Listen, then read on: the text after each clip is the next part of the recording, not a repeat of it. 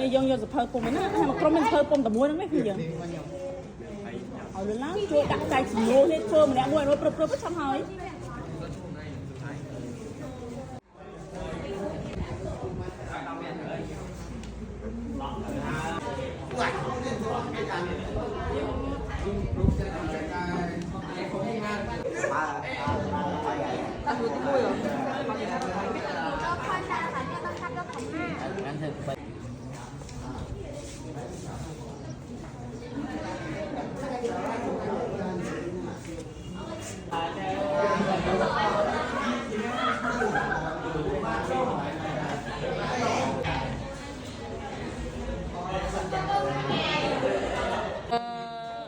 ចូលរៀនមានសភៅមានមេរៀនក្នុងសភៅ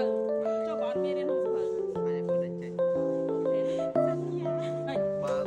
មកមកទៀតអត់មានសភៅសុំឲ្យគ្រូតែចេញចុះនិយាយថានឹងចេះបងស្ដាប់ហ្នឹងបាច់មកទេអត់មកទេ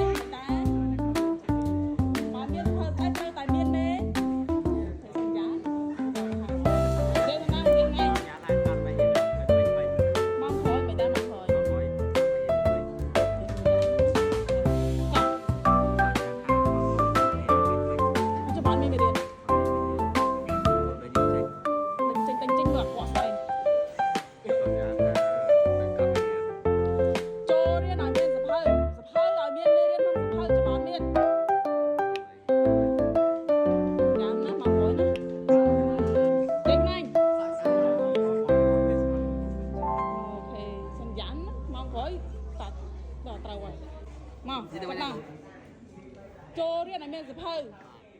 អត់មានអនុគោមានសភៅត្រូវតែមានមេរៀនក្នុងសភៅសន្យាណា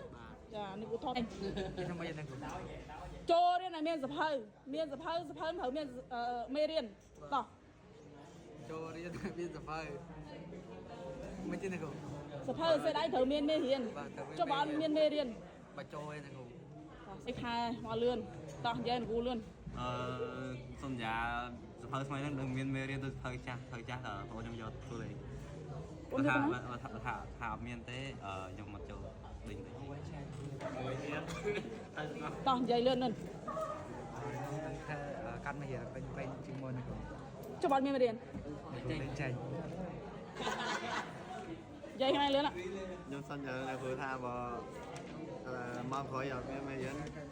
ឲ្យណាគ្រូវាយប៉ុន្មានបំផុតដែរ20ច្រើនពេកនៅគុំហ៊ាននេះហើយនិយាយខ្លួនឯងលឿនសន្យាថាមកក្រោយមានមេរៀនវិញហើយមិនចេះបើអត់មានមេរៀនលេងចេញអត់មានមេរៀនមិនចឹងទេ